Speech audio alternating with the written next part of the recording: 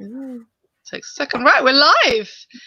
Welcome to the Darkside. Today we are having a very special guest, someone we know from way in another country, another land, another space and time. So that's always fun.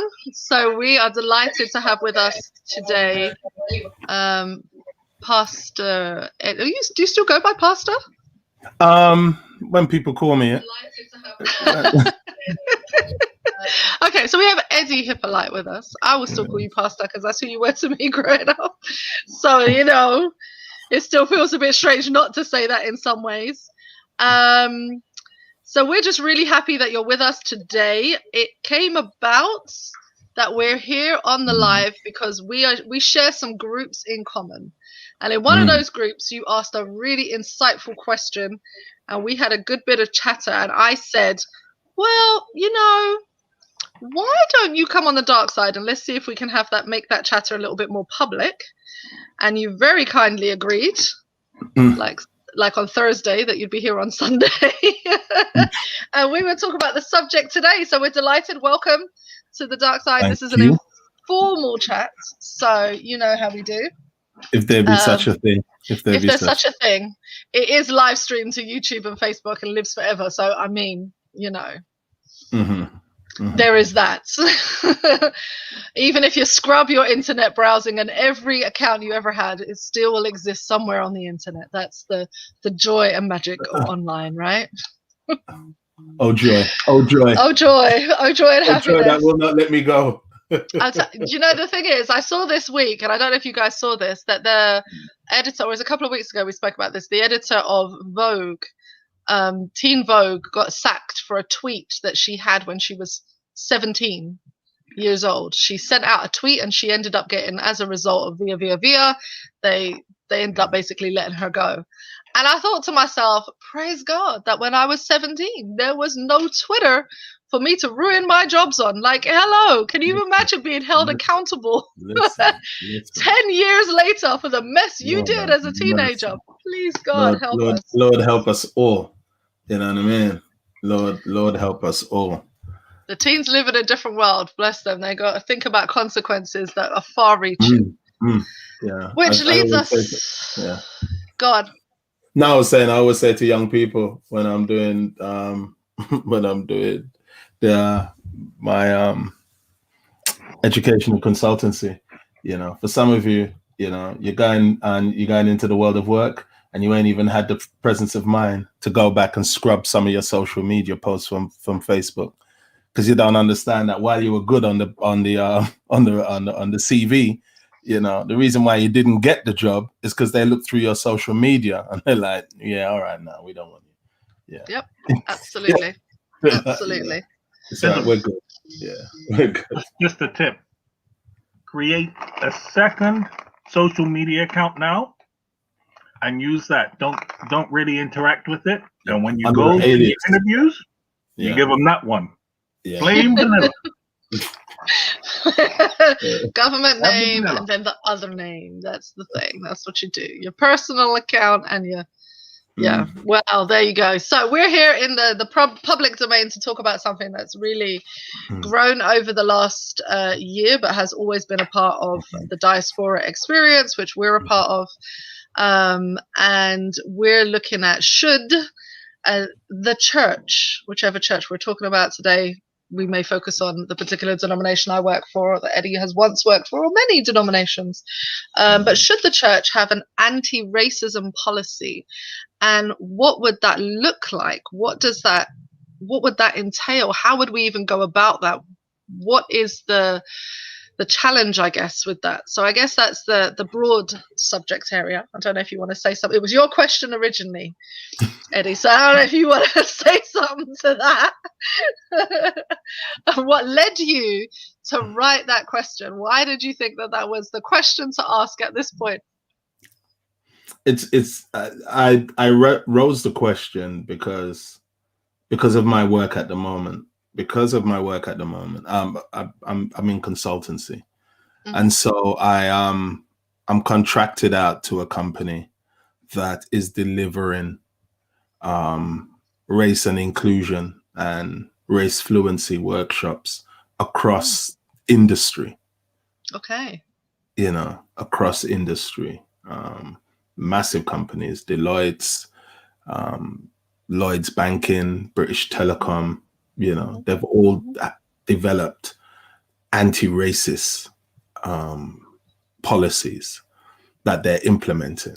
You know, they're saying that we are anti-racist companies. You know, so in terms of people's attitudes, in terms of people's understanding, in terms of people's approach, you know, now whether as companies they're doing it for the bottom line, you know, or whether they're doing it for the bottom line plus, you know what I mean, or whether they're doing it for the reasons you should be doing it plus the bottom line, whatever their reasons may be, they're doing it. The bottom line is they're doing it. You know what I mean? And they're requiring all of their managers, you know. So, you know, I'm in conversations with hundreds of managers. And it just got me thinking about the church, got me thinking about our approach. It got me thinking about the way I know growing up in England, we approached the idea of race, and we approached the problem of racism. And then some of the approaches that I've seen the church take over the years. And then just my experience in different parts of the world with the church. Just got me wondering, hold on, does our church have a, you know, and I asked the question facetiously. I asked the question seriously. I actually asked the question knowing what the answer already was. You know what I mean? I already knew. But I asked the question because I really wanted engagement in it. Yeah. I wanted ministers just to engage it. And the silence was just heartbreaking. It was the definitely avoidance of the question. Oh my gosh, it was loud. The absolute avoidance. And I felt it was for a number of reasons. One, because no, we don't.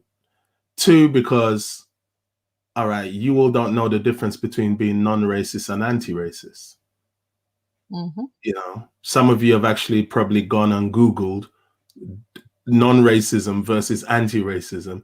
You've seen what the difference is, and you're like, oh, all right, yeah, no, we don't. We don't.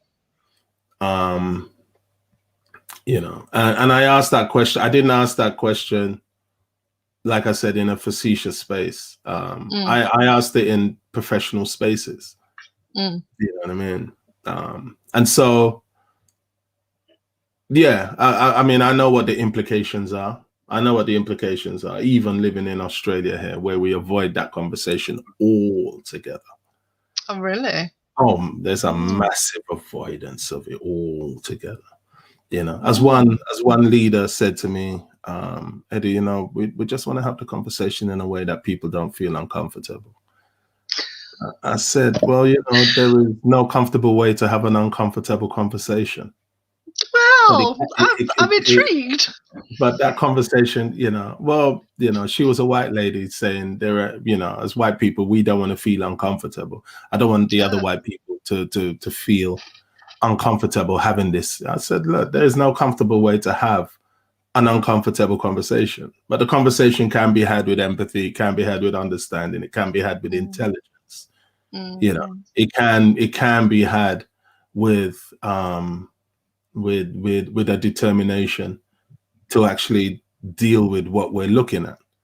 You know, and so yeah, that was my reason for asking. That was my reason for putting it up there, and that was my reason for challenge. You know, the church is always 5 steps behind and 10 days late on everything. You know, and so, but I think on this one we can't afford to be, because it's culture that's leading the conversation on this one. The church isn't at the forefront of these conversations anymore. You know, the church kind of abdicated its responsibility to these conversations a long time ago. You know, and I saw that last year. I saw that last year, and where people had nothing to say about the struggle of Black people, but everything to say about Black Lives Matter as a movement. But they didn't want to address the struggle. All right, you know, the movement aside, whoever is addressing the issue, them aside, let's just address the statement. And they didn't want to address the statement. And that's the church. So, you know, the church can't afford to be behind on this one. What do you mean they sent a fruit basket? It says, you know, so so that really is that was really my motivation for doing so. That was my motivation and the reasoning behind it. Yeah, we had an interesting back and forth on that conversation, and I didn't actually tell you my motivation for jumping in on the conversation. Mm-hmm. So here in the Netherlands, about 2.5-3 years ago, I was like, okay, so we need to do some anti-racism work, because I'm not having this anymore. I cannot be in another room and people just say something and it's accepted as normal. This just cannot stand. So we need to do some work, because this is becoming a problem for me. And to their credit, my boss the person who organizes our training was like, oh, okay, I didn't know. I mean, I don't understand what you're saying. I have no clue what you're saying, but I'm going to give you the time to do this. And so last year, we did our first of 3 anti-racism trainings, which I organized, and are beginning to push that as now an agenda item. We need to take it to the board, and we need to start. So we did that for the pastors in the union, in the whole union, and every pastor came in and sat down and did 3 days, 2 days in the first one, a day on the second one, and 3 days worth of training in the third one, which I organized and ensured happened.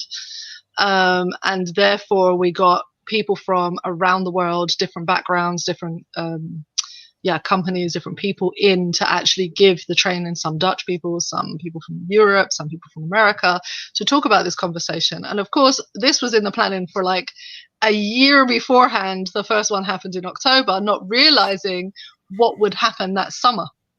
So of course, immediately as that summer kicked off, the training suddenly went from, Tabitha's going to do this couple of days to us, to, oh my goodness, we have to have this training, because we don't know what to say about this. Like we want to say something. And I was like, you don't say nothing. I was like, no, stay quiet, because you don't have nothing in place. You don't even know if you're racist or not. Like, let's do something first before we're like, we stand against blah, blah, blah, blah, blah, because people going to turn around and say, that's nice. And now let's point the finger at you, which is what happened to a lot of people. They got burnt this way because they were like, this is terrible tragedy happened. We stand with Black Lives Matter. Do you? Now let us tell you all of the ways in which you're racist happened to a college that you and I went to, that all 3 of us went to and attended. They had a very famous moment where they had to come out and apologize for the first statement. And then they made another statement, and then they had to apologize for that, and all kind of mess. So, you know, for me, I was like, no way are we going to just say something. We're in the middle of a process. We haven't even got to the point where we're at anti-racism policy. So when I saw your question, I laughed, because I know I'm one of the only people in the denomination I work for who's actually ensuring this happens within the denomination. There are very few people who are doing this training around the world for our denomination. And when I looked through churches of all denominations, I don't have that many colleagues. Like, there are a few of us out there who are really fighting within church structure to make sure this is an agenda item. And those people are working hard because they are really sought after, because there's just not that many. So when I saw your question, I was like, ding, ding, ding, there isn't one. You know, came in. I was like, why not? Let's enjoy the conversation. Oh, look, they're all quiet around here. I wonder why. Silence. You know, like you said, the silence is deafening. The silence it was magnificent. Absolutely magnificent. So for me, it was just an interesting moment to step in and be like, okay, so let's see. And knowing that people were being very quiet, because I'd passed it a couple of times before I commented. So I turned around then and was like, I should put something on here to prompt it up to the top of the page.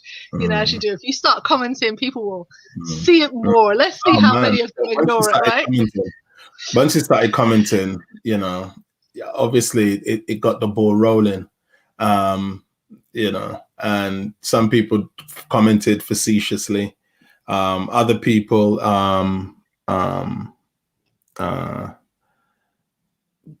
commented from the perspective, and then, you know, well, that one person commented from the perspective of, you know, thinking that they were not knowing what they were, knowing that they were against racism, or believing that they were against racism, and then just commenting in the most microaggressive, passive aggressive, racist way possible, and not being able to take counsel, not being able to pull themselves in, you know, not being able to pull themselves in, and no matter how much, and so much such, and you know, for those of you who are on Facebook, just go back to my go to my page, and you can just listen. You can read the conversation. Some really great points were made. Some people came in with some beautiful historical, social, spiritual, you know what I mean, confessing that I always thought I wasn't racist until then I realized I carried so much of this philosophy in my everyday life, not understanding how much, and this person wouldn't, and I felt that it was good, because they were just an object lesson of, you know, before you start talking, and before you start claiming a side, and before you start claiming some type of moral high ground in this space, you need to actually just listen to somebody else speak first, and then after that, come in and say what you have to say. Otherwise, you're just going to end up just showing your backside too much. You know what I mean? So yeah, it's. I was glad that you came in and began to really just challenge the thought, you know, because that's what we're not doing as a church. We are afraid to admit that we don't know what we're talking about. Right. So since you've brought it to the institution level, my question would be, do you see a difference between anti-racism training and a diversity awareness inclusion policy? Because from the conversation that you're having now, from my perspective, I feel that there is a difference between the two. Yeah, definitely. And if so, what would you say those differences are? I think diversity and inclusion training is about understanding how we employ, understanding how we allow people to, as it were, rise in the ranks, how we allow the type of support that we give, the way in which we structure our work. We think that we think that we are we think that we are not a meritocracy, but in so many ways we are actually a meritocracy, but it's a very thin striped and very thin lined meritocracy, you know, of how people, as it were, rise through the ranks, of how we employ and deploy, etc. Anti-racism training is about understanding what systemic and structural racism actually is.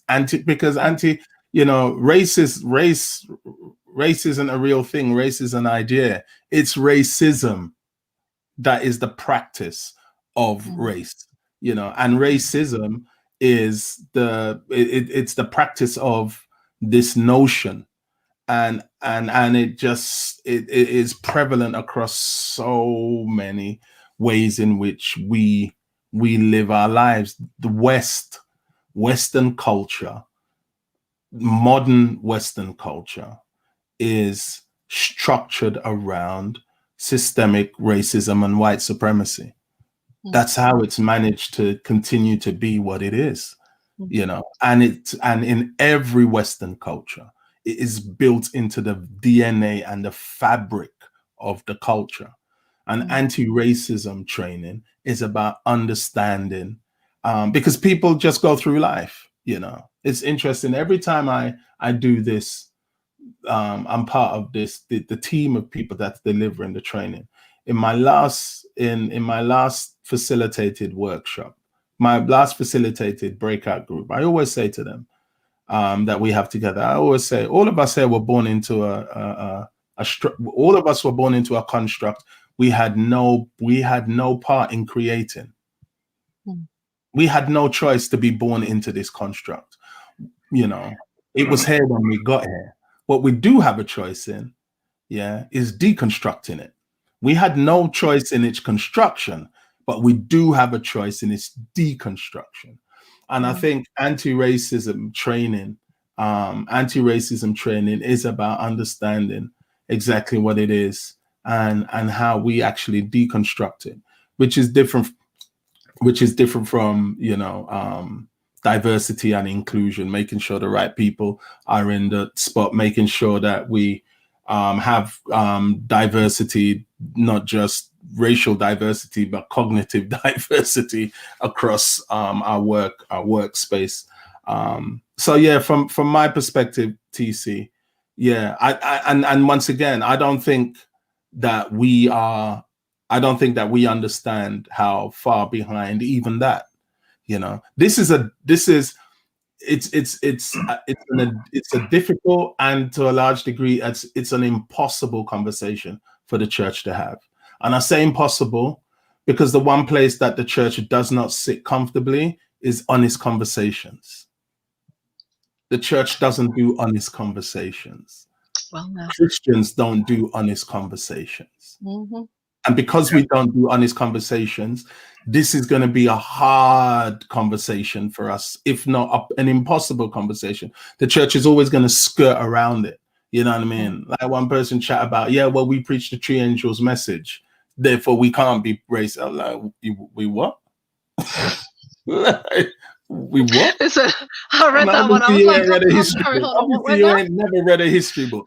You know what I mean? About Christian history and Adventist history in particular. You know, obviously you ain't never read a history book. So like, you know. When all three of them angels is white, don't talk to me, yeah? That's all I'm saying. Well, no. You know. When all depictions of the angels are white. I think it's interesting. I want to just build on this idea because I think that what you're talking about is the development of how this work has actually developed. You know, so when we were kind of in the civil rights phase and you're fighting for your life and you're trying to get the right people in the right places, of course, diversity was a really important word. It became a really important facilitated objective because you're trying to get that seat at the table. I'm trying to get the agenda of you not killing us, of you not letting us have housing, of you not letting us have healthcare. I'm trying to get on the table as human.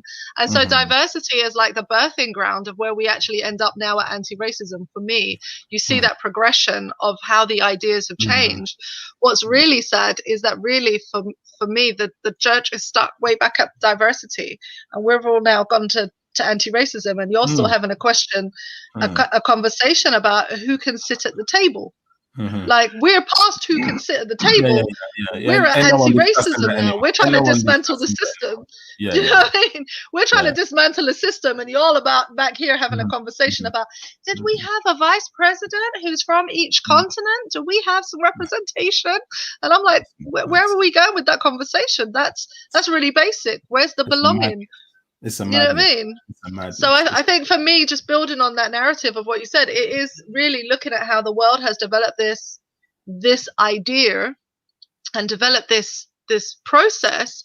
But as a church, we start back on first base and we're not moving because we're still counting numbers. We're still like, so we have a woman in the room. Okay, excellent. Okay, good. We have somebody with a disability. Okay, good. Well, we don't have no gay people. Okay. I don't know how to overcome that one. Let's just not talk about it. And oh, look, there's a black person. And it's like, well, come on now. How can we not move from that? Yeah. I mean, I asked the question because, you know, I wanted to highlight the difference, because there will be pushback when we start talking about anti-racism training.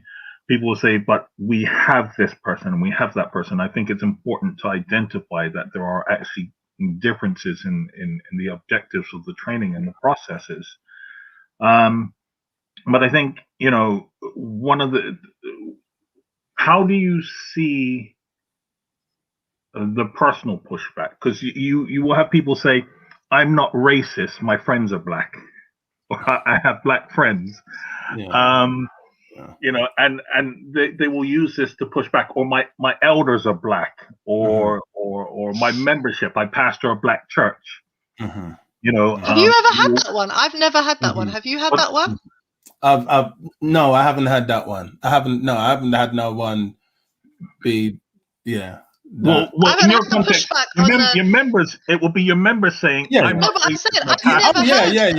Members, members will say that. You know what I mean? I'm not racist, my pastor. I've never heard that one. Really? I've never heard anyone use that one. And I'm going to say, because I think that they're still separate but equal. Yeah, but I mean, my question is, how do you deal with this? Because it's a nonsensical argument. It's like saying, I'm not a misogynist, my wife's a woman. My mother's a woman. You know, it's a nonsensical argument. But how do you deal with the personal aspect of having to deal with this and the personal pushback? With these things. You know, I know that there was this. You know,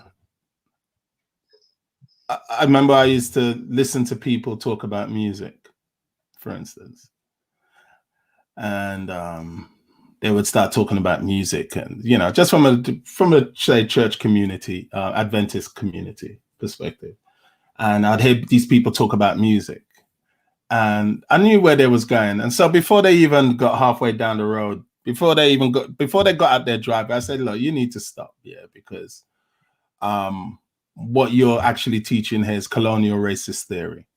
You know what I mean? And I would have to push back. Oh, are you saying I'm racist? I said, no, I'm not saying that you're racist. I'm saying that what you're about to teach is colonial racist theory. At the moment, what you're about to do is that bring up all of these different music genres. You're about to trash and condemn all of these music genres without actually even taking a moment to think that all of the music genres you are about to condemn are music of African heritage. And you are about to replace them with music of European heritage to say that that is the music that the Lord prefers. Now, am I wrong? Or do you want to drive? Do you want to still take us for this drive? And they would be like, you know. And I'm saying that is racist. I'm not saying that you're racist, because I'm assuming that you didn't know that is called colonial racist theory. So I'm separating you from what you're teaching. Now, if you're going to tell me, you knew that it was colonial racist theory, then I'm going to tell you, well, then you're racist then.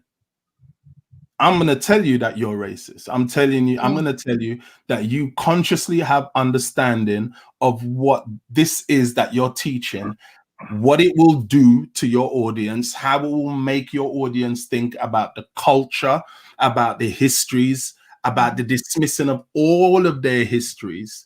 I am telling you that what you're about to do, you know, and you're telling me that you're conscious of all of that, then I'm going to say, well, yeah, then you're racist. You know what I mean? And in terms of the pushback of people, when people push back on me with that stuff, like that, TC, well, you know, all my elders are black, this and that, then I turn around and say, well, do you know what that is called? What you just said, do you know what that is called?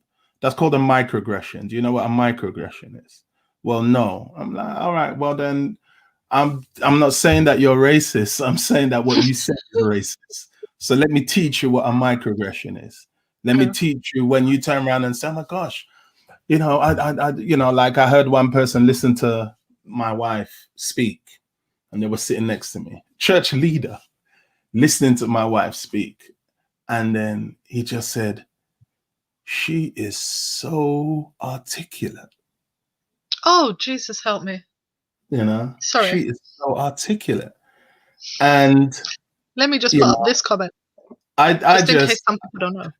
I said, you know, at the time I just said, well, with the amount of money her dad spent on her education, I hope that she should actually be this articulate. You know what I mean? But that is a clear microaggression. It's a clear microaggression. And you see, this is the reason why we need anti-racism training, because people use, you know, I mean, I live here in Australia, so I've had where people have used microaggressions and people have just been just straight up racist, but thinking at the same time that, you know, they're being funny and they're trying to break the ice, but they break the ice on my race. You know what I mean? They don't break the ice just around breaking the ice, you know. And you're not talking about weather. Yeah, they're not talking about the weather. You know what I mean? You know, if I turned up in a big pair of boots, they don't, you know, they're like, oh, well, you coming in there like Bob the Builder, break the ice, and we all crack up. Yeah, I'm just like, oh no, I'm gonna fix it. And then I'll crack the joke, or we'll take it on, boom. They go just straight to my color to crack the joke. You know what I mean? That's insane. Just to crack the joke, and then turn around and say, "Oh look, it's just banter. Oh, we're just having a laugh. It's just banter." Yeah.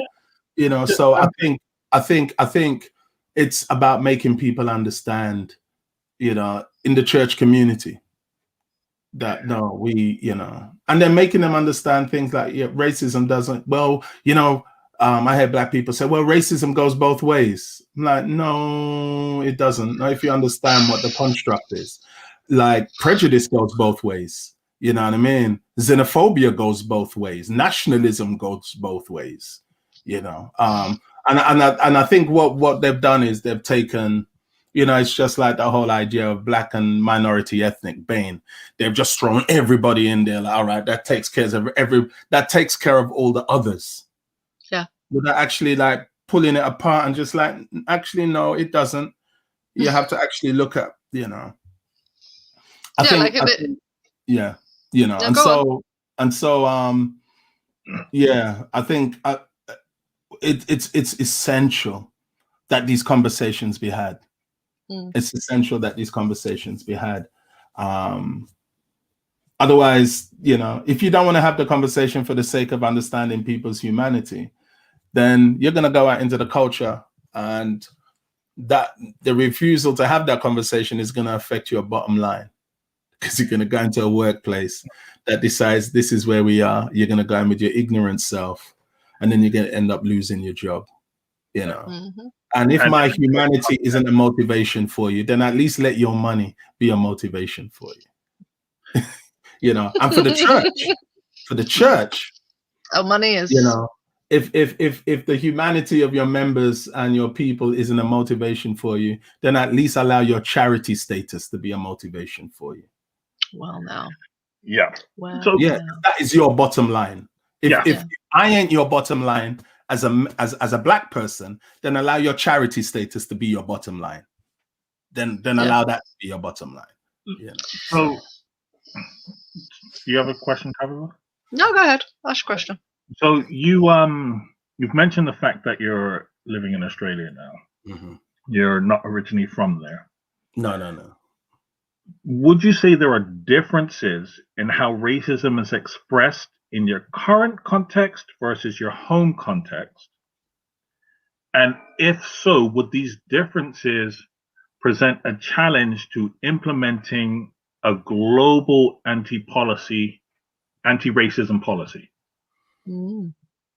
I think racism manifests itself. Racism is so basic. You know, the idea of race is so basic. You know what I mean? It's racism in and of itself that becomes complex. The idea of race is so basic. It is not intelligent. It is not intellectual. You know what I mean? but it's how they've created the construct of racism to support that. And so I think that itself manifests itself differently in different spaces. I think it manifests itself differently in England than it does in America, than it does in Australia, than it does in Europe. You know what I mean? And you notice I've just confined it to the West. I've literally just confined it to the West, because everywhere else racism isn't taking place. Xenophobia is taking place. Nationalism is taking place. You know what I mean? Colorism. Tribalism is taking place. What was yours? Colorism. Colorism is taking place. You know what I mean? Which is the child. You know what I mean? Which is the child of racism. You know what I mean? Right. I always said, you know, you take racism. You know what I mean? you take racism and you take black people, and you impregnate black people with notions of racism, and you end up with colorism, you know. But yeah, with in terms of a global, I think there can be a global statement because it's not sophisticated. There can be a global statement that works on principles that actually really target the construct itself. But how it is implemented in different spaces, I feel it's different. I am conscious of the fact that as a black person of African heritage, Caribbean heritage, that white people deal differently with me here in Australia than they would a black Aboriginal man. Right. I am conscious of the fact that if I walk into a restaurant, I walk into places wherever I walk, you know, that people see me different and perceive me different because they're closer to that culture. You know what I mean? Through, I don't know, whether through films, you know, oh, you look like Idris Elba. Oh my gosh, you sound like Idris Elba. Whatever notion of blackness that they have. Whereas if an Aboriginal man walked into that space, it's going to be a whole other experience and feeling that they have towards him, because he is more associated and attached to their feelings of guilt, their feelings of shame, their feelings of angst around race. You know, and he is the original brunt of their racism. And he is the original. Yeah, when they see him, they see me differently. You know what I mean? Yeah. Like one Aboriginal elder said to me, I said, you know, I said, like, I know that since I've been here, I haven't experienced racism like I experienced it in England or growing up in England, you know. And the Aboriginal elder said, yeah, but that's not my experience. That's not my daily lived experience. And I said, actually, yeah, I realize that. Yeah, that they're always going to see you different than they see me. Yeah. They're always going to see you different than they see me, you know. So I think it has to be dealt with. It has to be approached. It has to, you know, we have to have the conversations in each space as to how this thing manifests itself. You know what I mean? I think it manifests itself in principle the same everywhere. You know what I mean? The same everywhere. In the Northern Territories here. Yeah. In the Northern Territories, 99% of all teenagers, in youth detention facilities, 99% are Aboriginal kids. 99%. Shut the front door. So that is insane. I did a workshop last year called What's in a Name, and it's about I did it for schools about racism and anti-racism. I said are Aboriginal kids born criminals? And they said no. I said, are Aboriginal kids born with a disposition towards crime? And everybody had to admit no. I said, well, then that means that policing is intentional. Yeah. You're telling me in the Northern Territories, amongst teenagers, the only ones committing crime are Aboriginal children? You know what I mean? What percentage of the state do they even make up? you know. But then you go around the West and you look at the disparity. You look at the disparity here in Australia, you know, and I've been around the prisons. Prisons are full up of Aboriginal and Islander kids, Islander men. You know what I mean? And so I think, you know, racism isn't subtle in that way. Racism just shows its backside easily, you know, just looking the disparity. Here they haven't done the numbers yet, you know, but I'm sure if they would have done the number, well, you do the numbers in terms of policing and in terms of incarceration, you'll see it blatantly. But then just do the numbers in terms of the professionals in the workplace. Do the numbers in terms of fatality rates, mortality. You know what I mean? With women, and just run the numbers. The numbers, you know, data don't lie. Yeah. It's interesting that we are seeing the reaction to the George Floyd murder in the way that we are. Because I think it's interesting that it's many young people that are out on the streets and people that are around our age. And it's interesting to see this because when you think about it, civil rights in the US came about in the 60s. The Equality Act came about in the UK in the 60s. And the Aboriginals stopped being recognized as fauna in the 60s. It's universal. Believe me, it spreads. That whole movement is universal, and I think it's interesting. You look in Africa and the Caribbean. Look at the amount of nations that started gaining independence away from England all through the 60s. And so I'm just saying it's interesting to note the reaction and the demographics of the reaction, because those that would be older or tend to lean towards the older age, who would have had whose opinions would have been formed at the point before Black people and minorities had these protections, these legal protections, are typically opposed to what's happening and the idea of progress. And so I think what you're seeing is a reaction and a death of the old vanguard who were holding on when these sort of ideologies were legally permissible. Go and express these legally and then not be any ramifications. And so what you see is this whole bleating about cancel culture.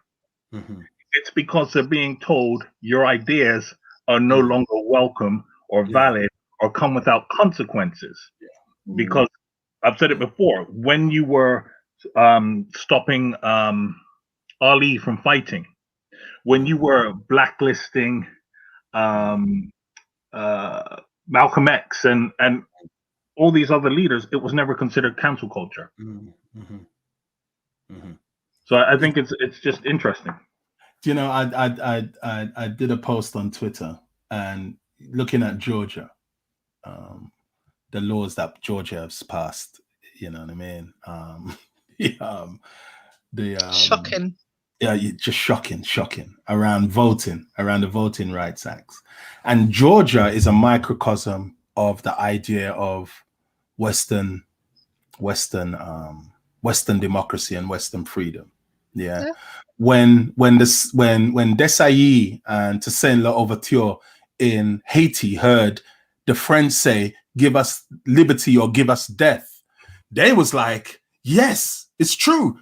As slaves, give us liberty or give us death." Yeah, the slave owners said, "No, that ain't for you. No. You're slaves. No, that's for us. You know, that's for humans. We don't count you like that. Yeah. You're 3/5 of human. Yeah, no. That is not for you. That's for us. You know what I mean? When they heard the Declaration of Independence, we hold these truths to be self-evident that all men are created equal. You know, Black people was like who were already enslaved. You know what I mean? The slaves of the Black people. The slaves of that white man who was writing that, they was like, yeah, we believe that. He was like, no, that ain't for you. As a matter of fact, that ain't even for most white people. That is actually for the aristocracy. This is the American aristocracy speaking to the British aristocracy. Yeah. This ain't even for poor white people, but definitely ain't for you. And I think what Western culture has shown, and they've shown it in their behavior. They showed it simply, for instance, now in they're showing it simply, also in just like with Africa at the moment. Africa is saying, look, just give us the patent. We'll make the vaccines ourselves. We know more about these things than you. No. Africa's like, no, he's like, you don't need to just give us the patent. We can make it here in Africa ourselves. Europe is like, no. We will sell you the patent, or we'll give you the patent when we're ready. Let us just get vaccinated first. I think what racism has shown, and what it's always showing, is that democracy and the Western freedoms were never meant for people of color, were never meant for Black people and people of color, because modern Western culture was built around this whole construct of who sits at the top of the pyramid. Mm-hmm. And we sit at the top of the pyramid. So now that construct is being deconstructed, people don't know where to sit with that anymore. Now that their notions of what it means to be a human, and the value of humanity, and the value of a human being, and the value of a person's story, now that Scotland is realizing that now that Scotland is giving back the Benin bronze that they stole, now that the museums of Scotland are saying, yeah, we're giving it back. Now the British Museum is like, all right, then, well, what do we do? Hold on. We have a whole Egyptian room. Stack of them, you know what I mean? We have rooms dedicated to this. Do we need to get that back? They have to give back all the stuff that they stole, and that wasn't given to them. That the British Museum is going to lose about 70% of its artifacts. It's going to be empty. It's literally going to lose about 70% of its artifacts. So it's like what racism has done. The problem that racism has created is a real serious problem for white people, not Black people. And I've always said it. Racism is not a Black problem.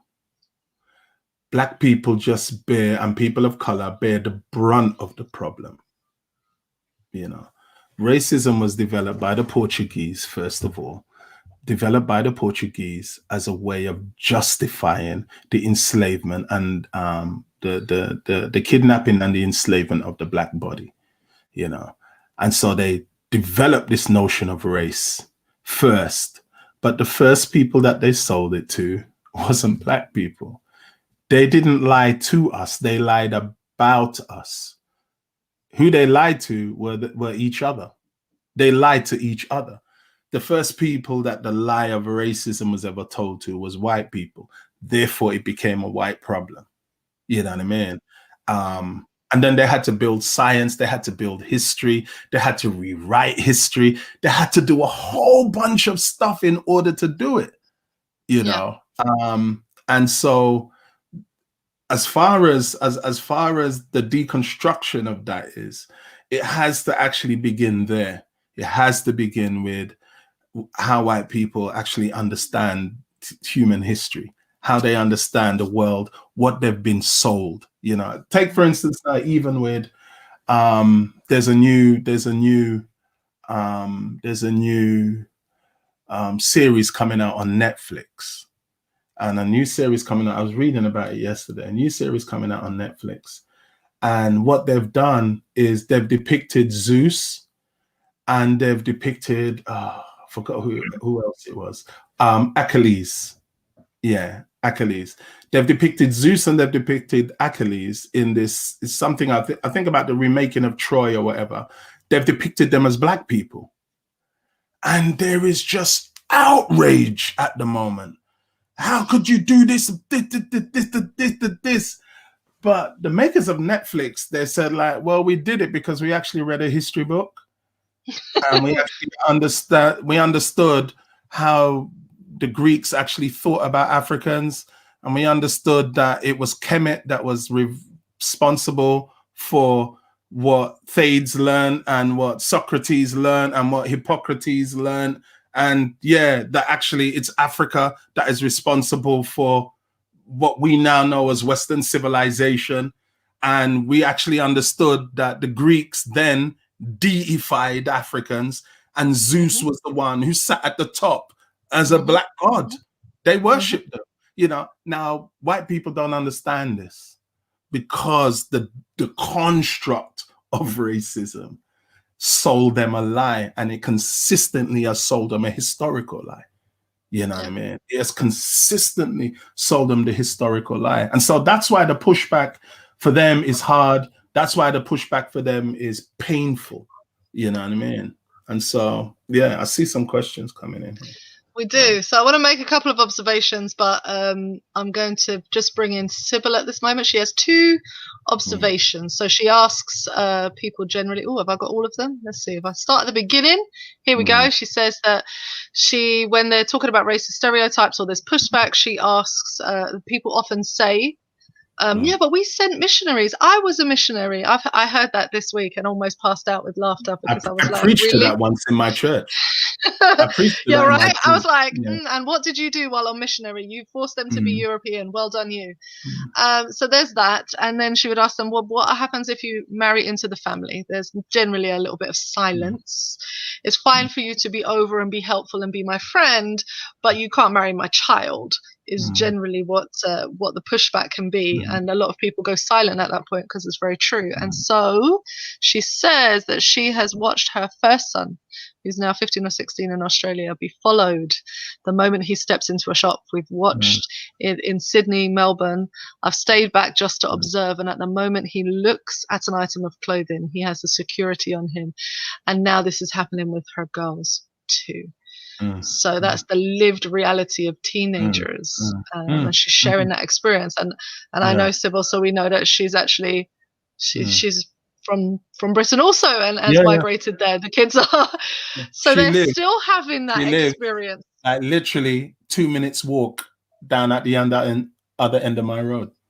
Oh really? Literally at the other end of my road. 2 minutes walk. You know, and imagine, so that's what's happening to her kids. But I wanted to come in on this point of the question that Jeremy had about structural or worldwide anti-racism policy. And I guess I'm a bit more radical in my answer to that. And I would say that I think it's necessary to have a structural program for the worldwide church, because you need to dismantle the system. The whole power structure needs to change. Everything that we've based our church structures on is on racism policies, racism ideas, white supremacist ideals of power, of hierarchy, of class, of gender issues, of racial inequality. And so for me, like I will push here in my corner, but if the world church doesn't change its stance, we're going to always have this problem. And so I think you have to have a worldwide policy, because if what you say about anti-racism and what we believe about anti-racism to be true, that it's a structural systemic issue, if we're not tackling that structural systemic issue from the very top all the way through, we're going to really struggle to unpack that system. I agree with you totally. I agree with you totally, you know, and which is why I said, like, I believe that we should have one that attacks it, and then people figure out how it manifests itself in their space. Take for instance, Newbold. Newbold is nothing now, and is basically closing because it just historically couldn't get past its racist history. Yeah. You know what I mean? And the racism of the 60s kind of like seeped over into the 70s. You know, it was still there in the 80s. Take, for instance, our generation. We went everywhere except Newbold. Everywhere except Newbold. We went to Oakwood. I went to Northern Caribbean, went to CUC. Some went to Andrews. They went everywhere except Newbold because we always knew Newbold didn't want us there. Yeah. You know, Newbold would go into Europe, into soft currency countries, you know what I mean? And then be having, you know, and then go to America and get students to come over. But students who came from America never really came to study. They just came because they could get sponsorship, and well, like, you're going to be in America, going to be in England for a year. They would come study at New Bold for a year, do the London scene, then go back to America and get serious about their studies. You know what I mean? Okay. Meanwhile, down the M4 in London, they refuse to come. They would rather go 2,000 miles into Europe and 6,000 miles to America, you know what I mean, then come 60 miles down the M4 into London and, and get students from London to come and encourage students from London to come to New Bold. And in the end, it took its toll. In the end, it took its toll. And by the time that they wanted to and probably try and rectify it, it had sailed. Yeah, that ship had sailed. And so now look at New Bold. Look at what it is now. It's kind of nothing now. I think it's an interesting case to prick up because, having not been raised in an Adventist, knowing Adventists known for education, that's a whole thing in and of itself. Adventists are known for their education. They have educational institutes everywhere. People, there's some of the highest academics in terms of church-going circles are Adventists. And then being raised in inner city London, coming from where I come from, and then looking at the university that's just down the road, why aren't people going there? But then watching them implement diversity policies and implement the forcing of people to go there. So, the pastors were forced to do at least one degree at New Bold. They were forced to go to, in order to be employed in Europe, you had to go to New Bold. That they would get that diversity. You had to do your master's. In the end, we had to end up going to New Bold. Right, you had to end up going to New Bold, but you have the diversity quota. But what lies underneath that, and it's interesting to bring that back to this conversation, because of course you have the diversity quota. We got the right people going to the right place, but we haven't changed the policy. We haven't changed the structure. The racism is still baked in. The systemic issue is still there. So then you have this, okay, but we're here. What are you going to do now? And there is where some of those clashes were even worse. They grew. New Bold were happy to get the students in, but they weren't happy to make changes in the administration. In essence, the correct image of New Bold would be, you have your slave master sitting on his porch, and you put the slaves in the field. That's essentially the image that New Bold had, and has, because the structure of it was all white. And they're okay. They're okay with the black students.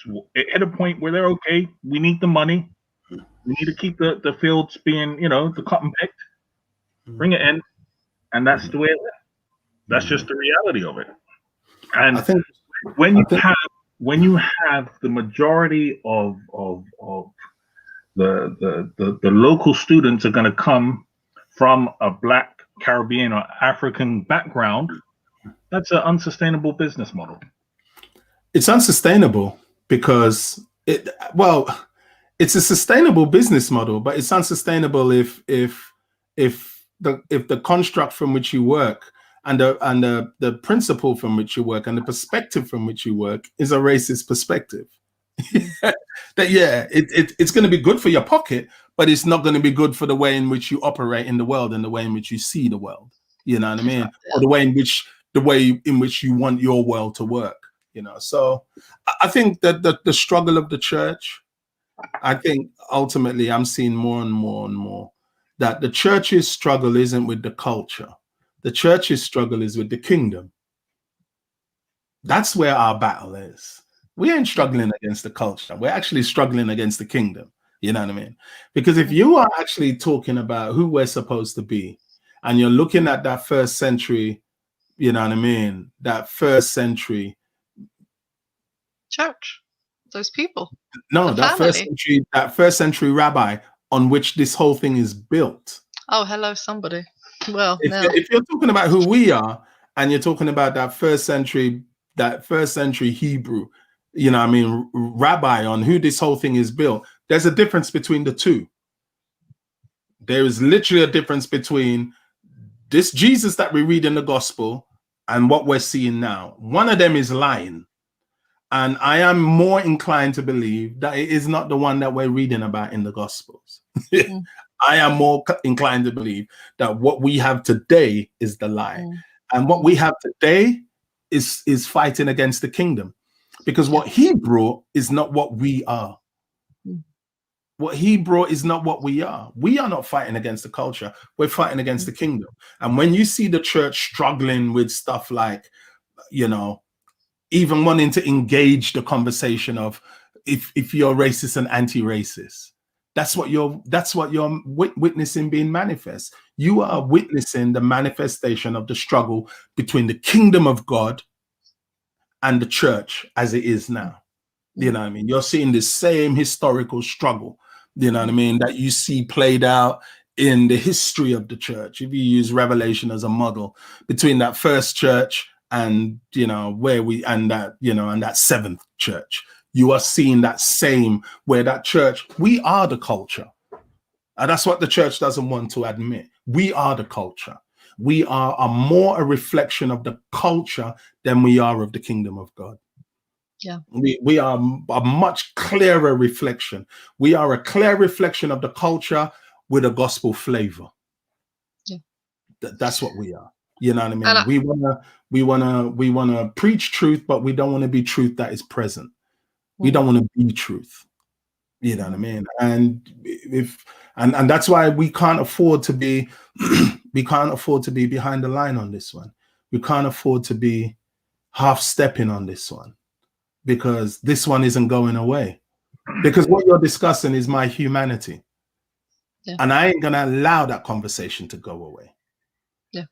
I ain't gonna allow that conversation to go away. And then, you know, white people are realizing, no, what we're discussing is our humanity too.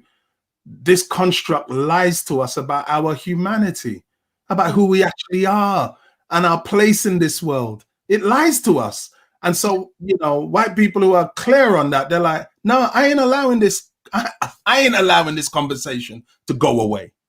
You know what I mean? And I know that the conversation is so much attached to power, but people are like, well, if it means that we have to break this power in order for this conversation to be clearly had and the conversation to be clearly understood, so that we can actually see each other from the perspective of our humanity, then that's what it's going to take. The church cannot afford to be behind the line on this. We can't afford to be like, you know, 10 steps behind and 15 days and, you know, and 10 years late again. Well, I think for me, the reality is that when we talk about this, the idea of being anti-racist and white supremacist ideals and how that works, the challenge that the church has is this: the world is fighting this cause. This battle is being fought right now, but one of the battlegrounds is the church.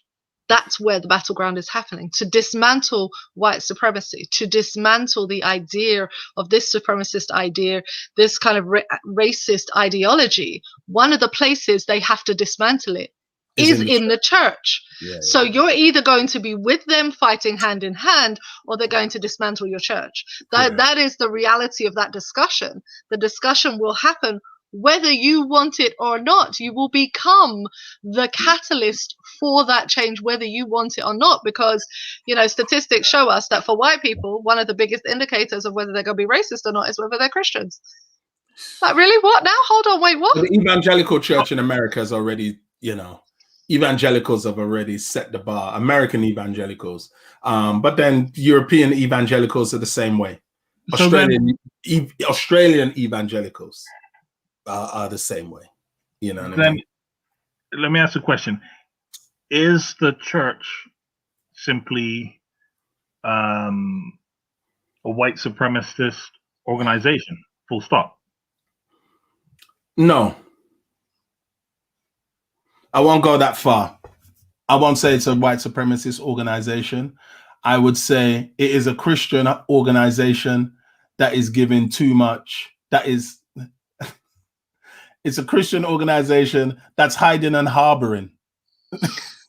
That's hiding and harboring. I'm going to go with the definition of church. That's what I'm going to go with. Simply because, I mean, you know, they may have taken, you know, they may have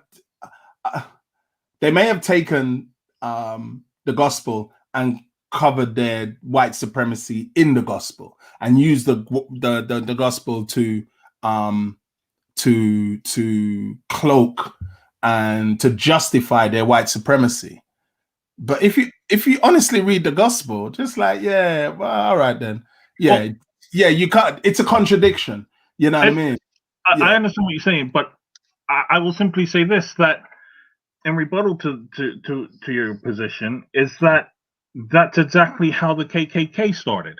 Yeah, of course. Organization who used the gospel to cover up or justify their white supremacy. Yeah. Now, we don't hesitate in calling the KKK, who did the exact same thing, white supremacists. Yeah.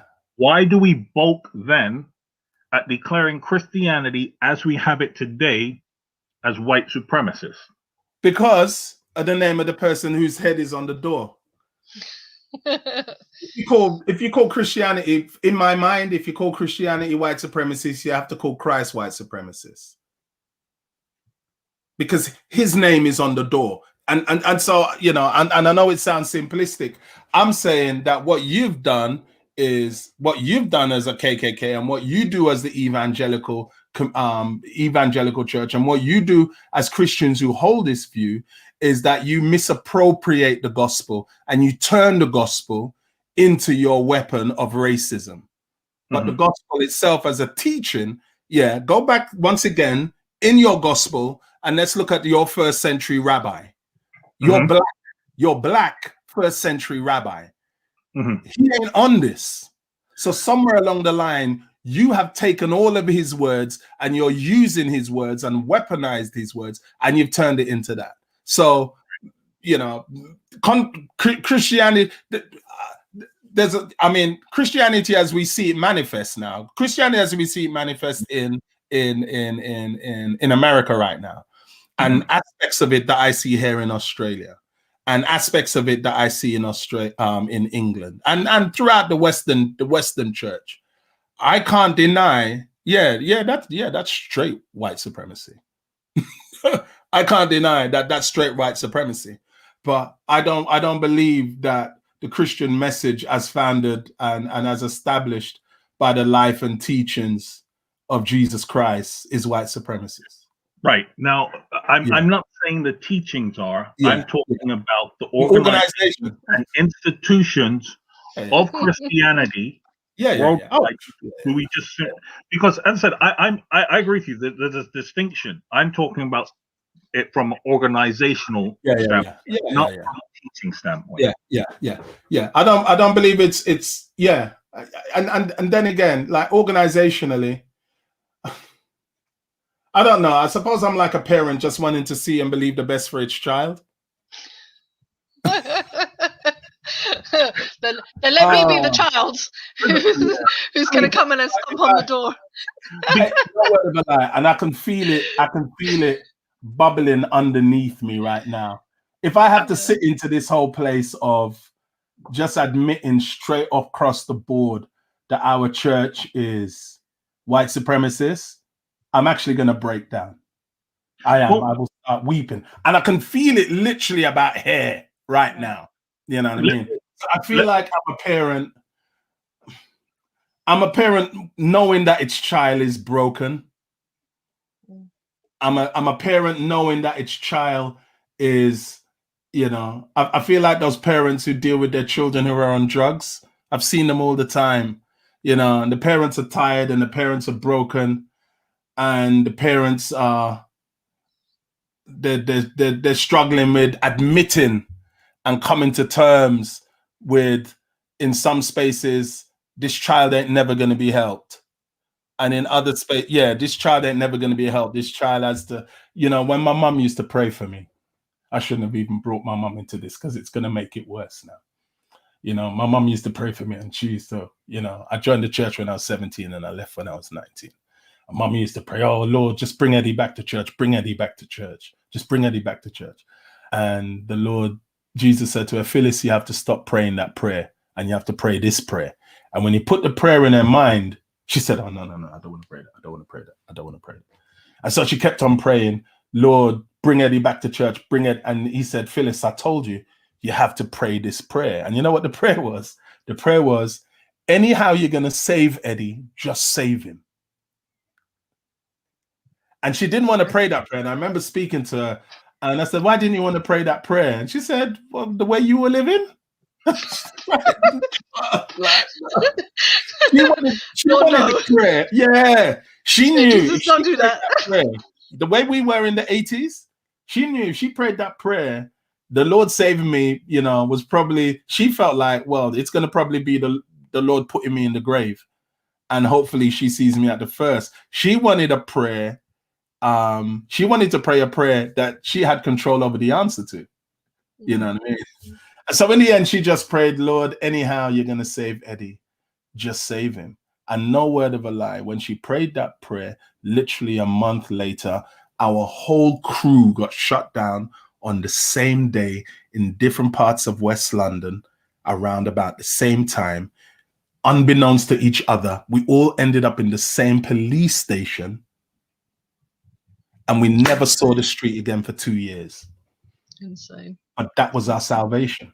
That was literally, and I feel like in answer to your you're praying that prayer now, aren't you?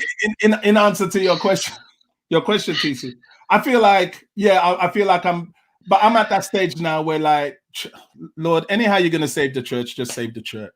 Well, let me ask you a question in a different way then, because I don't want to see a grown man cry. Bye, Sybil. It was nice to have you on here, darling. y'all see her more than me. I always say that. She'll move past my door. She'll drive around the corner. Let me ask a question in this way. Mm-hmm. If you could change the church to remove white supremacy from it, would it in any way resemble what we have today? No. No. If you remove white supremacy from the church and notions of white supremacy from the church, we automatically begin to see each other from the perspective of being human beings. And that is number one. That is the most powerful place we will be, because that's where people will see what Paul calls in Ephesians, that Jesus has taken Jew and Gentile, brought them into himself, and out of that he has created a new humanity, or an alternative humanity. That's where people will see an alternative humanity. You allow the church to see each other, to operate totally outside of this construct of white supremacy. You work totally outside of the construct of white supremacy. That is going to sweep down not only through organization, that's going to sweep down organizationally.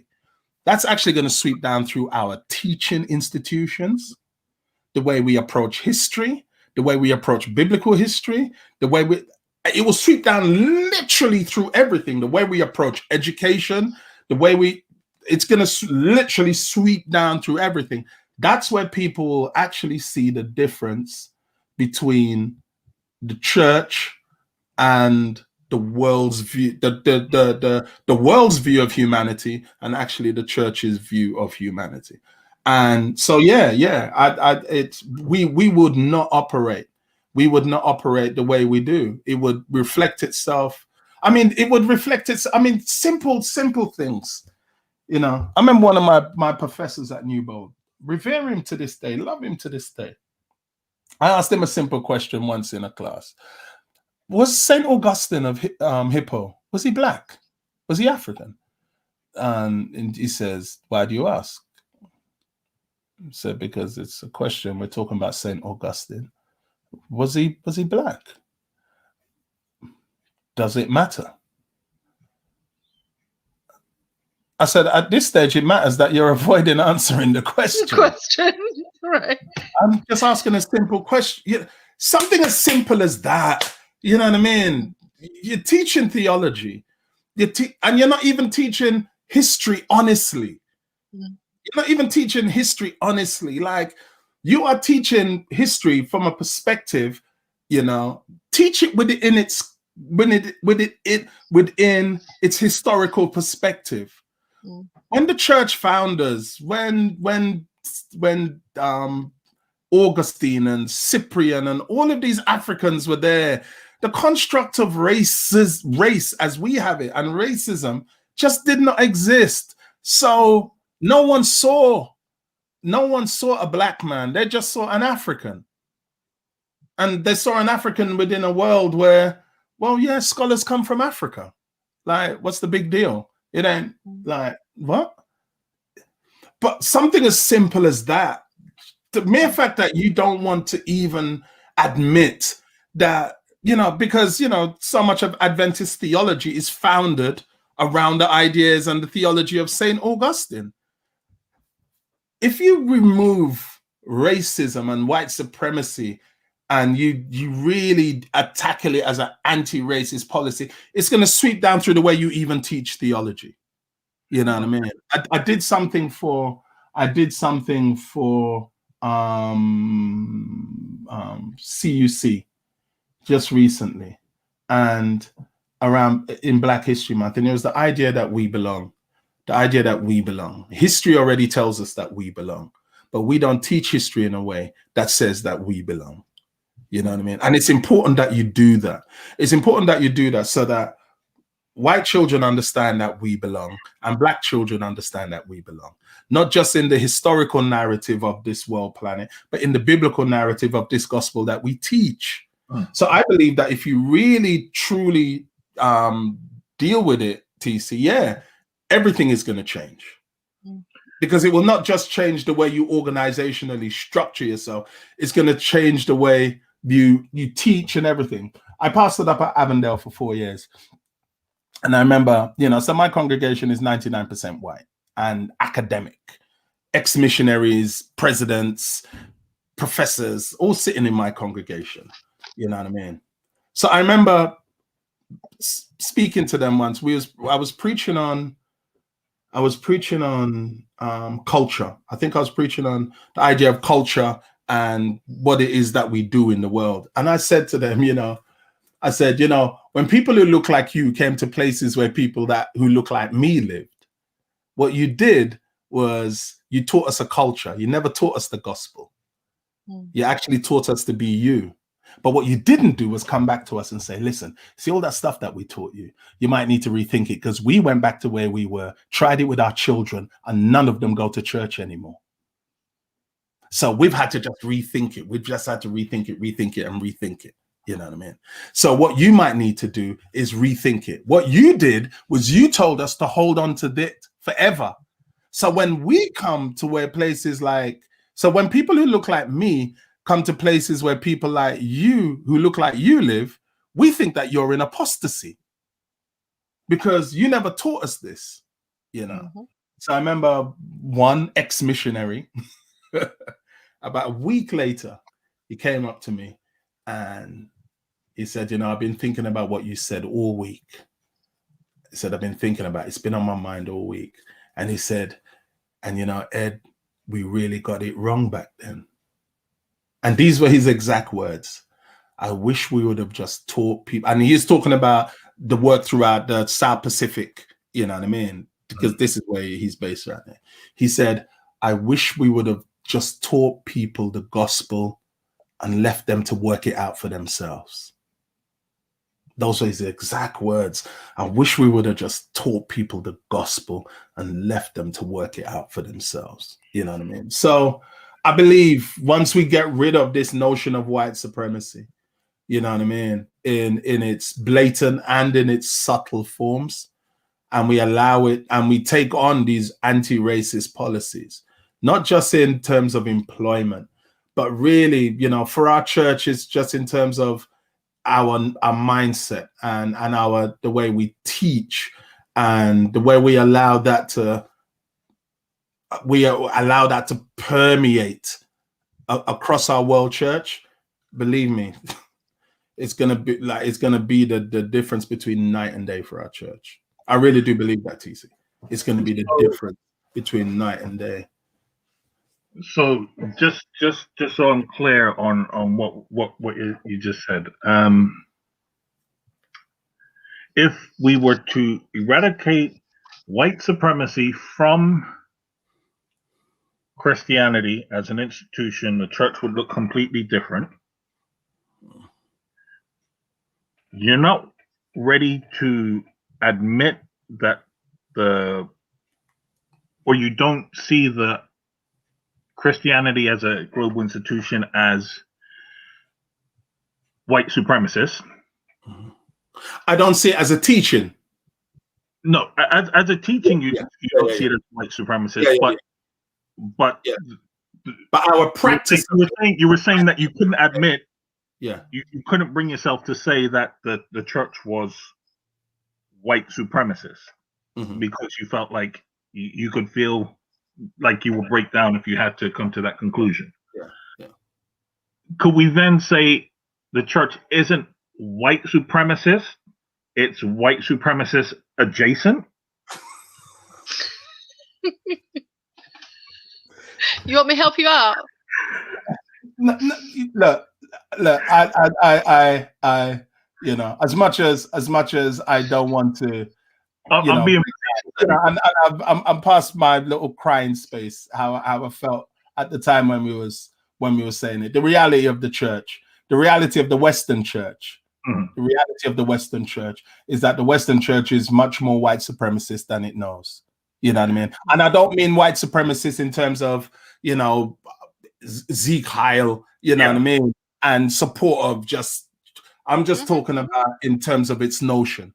And I've seen it here, you know what I mean, and I've brought it to the attention of leaders, literally in the way they approach certain students from an island who are islanders and students who are white students here. You know what I mean? And I've actually talked to them about their behavior, and they weren't even conscious that they were doing that. But and I won't use their unconscious bias, because I don't believe in unconscious bias. I believe in unchecked and unexamined bias. You know what I mean? Because unconscious kind of like gives you the opportunity to, oh, well, it's unconscious. I didn't know. No. The ideas are in there, but they're unchecked and they're unexamined. You know what I mean? And because they're unchecked and unexamined, you use that as an excuse to do what you're doing. You know what I mean? But when I brought it to their attention, they was like, damn, yeah. I could see how that would actually look. Actually, yeah, we did move from that perspective, and we actually shouldn't have moved from that perspective. So I believe that the church is much more that way inclined than it chooses to believe or it wants to admit. So yeah. And I believe that even the churches that are black churches and black conferences that they operate within that same construct. You know what I mean? Absolutely. But I just wanted to pick up on this, because I think it's an interesting what you were experiencing, that sort of dissonance in having to admit or to say publicly that the Christianity as an organization is white supremacist. That struggle that you had, even with your education on the subject, your knowledge of the subject, the fact that it made you so uncomfortable having to do that, I think is an important one to admit, and to acknowledge and to speak about, because I think we as black people, take white people out of the conversation right now, we as black people are having that same struggle to admit that everything we've learned and been ingrained in and has become part of our culture and being is white supremacist. And so you find that when you confront black people with this concept of, wait there, what you're dealing with is white supremacy, that they have that dissonance, but don't have the integrity that you have to confront it. And I think it's important that we speak. I think the reason why they do that as well, though, TC, is because they don't have the framework to understand how do I deal with that now. Right. I think that's what it is. Like, I want to admit it, but I don't know where to go with this afterwards. And there's a false notion, I think, that black people actually have the knowledge of what anti-racism is. So just because I've been on the receiving end of racism doesn't mean that I know how to unpack racism. I might be able to identify it quickly and be able to tell you, because I receive it so frequently, what it is. That doesn't mean I have a language or vocabulary to then turn around and be like, okay, so now this is how we unpack this whole thing. You know, this is a microaggression. You know, this is blah, blah, blah. You know, the idea that we don't have as much learning to do about this as everyone else, for me, is a faulty notion. You know, and that's where I think that struggle is real. It's not even like not the integrity. It's, as you say, not the language, but also just not the knowledge that they themselves could be influenced and steeped in the same problem that they're fighting against. Exactly. Because when you see, and I think this brings up, and I've left Jason's point here, Dr. O'Rourke has just put up a comment about the integrated people duplicate the culture that they have integrated into. Right. And I think it's really important just to bring out for people who will turn around and tell Black people, you educate us and you tell us what to do. You do it, you do it, you do it. To just the average Black person that they know that's their friend. Like, oh, you tell me. The average Black person who knows your friend doesn't have a degree in sociology, has no real training in how to unpack this, but you want them to do your work. Go read a book. Like, go do the work yourself. I don't have the time or the inclination, but I do know somebody who could teach you. His name is Google. Her name is Google. Yeah, man. Like what I do have the time for is to give you a reading list. Right. Yeah. And I do have the time, once you have actually gone and done your reading, I do have the time for you to come back and sit down with me and me help you to unpack that. You know what I mean? So what I do have the time for right now is to tell you, you need to have a reading list. And what I think is interesting is that both of us are sitting here from the perspective, you work in organizations who are training people on anti-racism, are saying, well, you as an expert on this subject is like, well, but hold on. There's some pre-work you need to do to get there. But the average white person is going to rock up to the average Black person and be like, but you can just teach me. No, I ain't got no time for that. Experts are telling you something different. And the reason I bring that up as it relates to this kind of organizational system is because I wanted to just draw on this point really quickly, which is as a systemic issue. So the thing that makes us uncomfortable with saying that Christianity is white supremacist, that systemic issue, I think is because it bears the name of Christ. But there's one other point. I bear the name of Christ. You bear the name of Christ. We're holding that. So I don't want to say that I am in that system. I don't want to say that is me. I want to just divorce me and Jesus from that real quick. But I think another way of looking at it is saying denominations as they have been birthed in the 21st century, white supremacists. The answer is yes, because denominations are born out of this idea that I can be more powerful. I want to keep power, literally, and I'm going to keep building my little empire over here, and you're wrong and I'm right. That whole notion of that power structure is most definitely a white supremacist idea. Because the way that the church developed, right? You know, the way the church developed, if we go back to original ideas, language, and vocabulary, well, the church spread through cells and small groups and house groups, and people actually just joining their local house group. There was no denomination. But this idea that we have this denominational structure as Christianity now in the 21st century. I see that here. Take, for instance, here in the South Pacific, you know, right across the South Pacific, I think Australians must make up the overall number of Adventists in the South Pacific. They make up like maybe 30% of the overall numbers of the South Pacific. You ain't never going to see a Black South Pacific Islander president in the division, you know what I mean, or in the union. Listen, you can't or in the union. You just about see it in the conference. There's only one that I know of, and that's in New Zealand. You know what I mean? Whatchamacallit. So, you know, the schools here that are predominantly. There's one school down in Sydney that is predominantly Islander, Adventist school. You know, the head and the deputy head are both white people. in a predominantly, and when I say predominantly, I'm talking about a 90%, 95% islander school. You know, so that whole notion of who is able to and who is not able to even lead in this space. You know what I mean? You see it clear. You see it clear.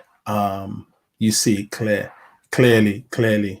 Even from an organizational perspective and point of view. And we see that in nepotism. So of course, if we took that and macroed out to the world church, we've had two, the father and son, become presidents of the world church, and a world church that has 26 million people and believes in democracy. How you get the father and the son as president? Right? Yeah, because there's nepotism, and nepotism is part of that power structure. I'm trying to figure out which one is coming as the Holy Ghost, man. Hello, somebody. Right? We know it's not one of the daughters. It's the third one, you know. And so, like, yeah, just like literally, you know, the TED is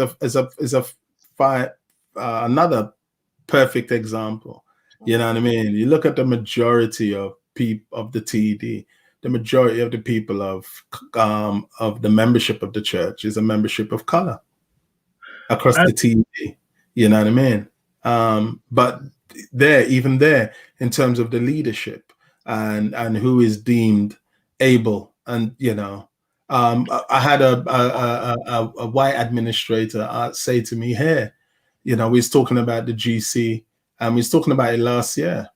And just in terms of the leadership and the shifting of the leadership, and you know, I was talking about certain Black leaders that are being favored for the next.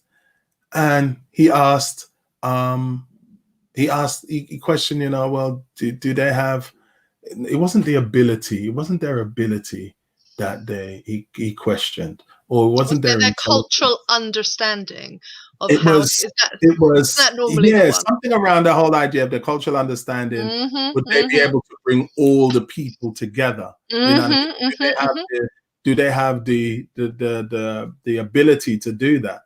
And I think he could see from my answer and the way I answered it. I tried not to answer with how absolutely incredulous and offended I was at that moment, you know. But I think it kind of rose to the surface. I was like, of course they do. Like, you know, I answered in a way like, what are you, an imbecile? Like, of course they do. Like, haven't you been around this world church? You know, he said, are they available? Are there Black leaders that are able to do this? I said, in the world church. I said, I sit here and just name 5 right now that could lead the world church tomorrow without thinking. Like, what are you talking about? Where have you been? You know? And so, yeah. But I think it goes back to that fundamental question of, well, so when are we going to hand the Black Jesus picture in our children's Sabbath school books? So we're not going to have a Black leader who's going to lead the entire world church if you can't even put a fair representation of Jesus in the book that your kid reads. You know, I think what what they're fearful of is the idea of, again, of white flight from Christianity. I'm like, you fear white flight and you have no fear of white ignorance. Come on now, you got to fear that more, because a person who is ignorant and a person who doesn't know will allow for any type of atrocity. You can't have people bearing the name of Jesus Christ walking around with this type of cultural, systemic, historical ignorance and still calling the name of Jesus Christ. I mean, like, you are condemning people. You are condemning people to a level of mental slavery that they can never recover from, and their children won't recover from, because they will teach that to their children. Like that, you know. So, like, I think we've got to, like, weigh up what it is that we think is important in this world and how it is we approach that. Sorry, TC, I cut you. No, I was just saying. He was giving me the time warning. What I was saying was, when Eddie was saying about white flight, they're afraid of white flight. I was like, bye, Felicia. You know, I'm like, if you want to leave. That's your choice. That's your prerogative. Bounce. See you later. I don't need you. Yeah. But what I will ask is,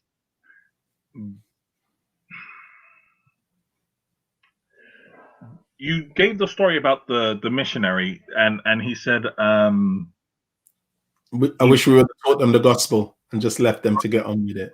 Yeah. Instead of the culture. Does that not speak to our current practices of still teaching culture? Oh. And if so, is it not more damaging to actually still be sending out missionaries at this point? I think now, like, you know, we don't send out missionaries no more. You know what I mean? I came to Australia as a missionary. Mm-hmm. I came on a missionary visa. When I went to Newbold and I told them, yeah, I'm on a missionary visa, they was like, oh, we need missionaries now? I'm like, we all need missionaries. Listen, I work in here in the Netherlands, and I got told like within 5 minutes, "Oh no, you're a missionary to the." And I was like, "Oh, I am. Oh, yeah, that's nice. no, we all need, yeah." I feel like there's a real struggle. No, there's a problem with sending out missionaries that have not sending out missionaries, just sending out leaders out of school, sending out teachers that have sending out teachers out of seminaries that have no real connection with and connection to the culture. You know what I mean? And whatever the culture may be, that have no connection with and or no connection to the culture. And so I feel like that's where we have to begin. You know, first of all, stop sending people into the islands and wherever anymore, and no one need you no more. No one. Everyone can take care of themselves now. You know, if you want to support them in terms of the work that they're doing and everything. Bye, babe. All right then, darling. Sorry, my wife. It's all right. We know you love your wife. She's amazing, so it's okay. There's no shame in that. Yeah, you know, I feel like, you know, they're doing well. They're doing well. You know, Fullerton College is the big college in Papua New Guinea. Yeah, you know what I mean. It's a big college. You got Avondale. You got Fullerton. Fullerton is, you know, they yeah, it's a massive college. Massive college here, and they self-accredit and everything. Avondale was struggling with its self-accreditation here, you know, jumping through all kind of hoops. Fullerton jumped up and said, like, look, we'll accredit you if you want. Oh Lord have mercy. Oh, somebody was crying, wailing, and gnashing of teeth. Like, I'm telling you, I know that's what happened. Avondale was like, no. So for those viewers who are in the States or in the UK or somewhere like that, or in Europe, this would be the equivalent of Oakwood, or maybe Northern Caribbean. No, this would be Northern Caribbean University. Andrews will accredit you. Will accredit you, right? Yeah. That's what that is. That's the equivalent. So just so you understand the response. Yeah, so that you got context. Yeah. That's context. What it is. Northern Caribbean University is going to accredit Newbold. They wanted to everyone. In the end, they worked it out. In the end, they worked it out and they got it sorted. You know what I mean? I mean, that's an accreditation that I would have liked to see. So I think for our last question, because we're well and truly over, I see your wife is leaving. She's probably been waiting on us to finish, bless her. So let's wrap this up. So we have a quotation that is specific to the denomination of Seventh-day Adventists. It's from our prolific author, in fact, one of our founders, Ellen G. White. The quote is, Dr. O'Rourke put this up, which is, "There will be slavery just as verily as it has been, only upon a basis that is more favorable and secure to the white people." And he would like to know, what are your thoughts on that quotation? Well, speaking into her context, well, actually, she wrote this when 1907, Brown Dog. Wow. Listen, she didn't play. She did not play. She wrote what she had to write. It's interesting, the narrative about her. Really, you know what I mean? See, we've lost him on the controversial point now. Our signal is just like playing the fool right now. I just saw the signal go. It was like, you don't talk on this woman. Yeah. I think what she saw and what she's speaking to is, I think what she saw and what she's speaking to. Oh wow, his signal is really just messing up. No. So it's like back in the day when you didn't want to have the conversation. I'm going through it. I'm through it. Go through a tunnel. Yeah. I got you a tunnel. I think what she's speaking to, yeah, is she's looking at she's speaking to the progression. She's looking now into the rest of the world, and what she would have been looking at is imperialism and empire. She would have been looking at colonialism.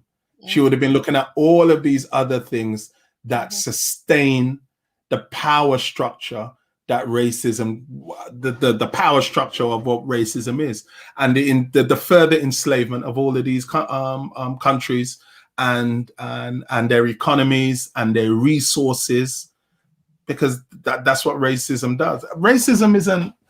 Why was racism originally created? Racism was originally created so that Europeans could justify stealing and enslaving the planet, enslaving and stealing the planet and stealing their resources. You know what I mean? It's like it ain't deeper than that. You know, it's that basic, because it's literally that it's literally that it's literally that hateful.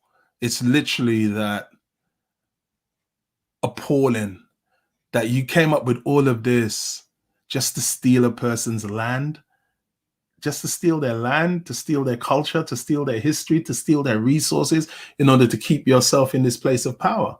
And I feel like when Ellen White makes that statement, that's what she's seeing. Like, yeah, as long as the West is in control, there will always be a form of slavery. You know what I mean? So take it all the way down to now. And Africa is saying, just give us the patent.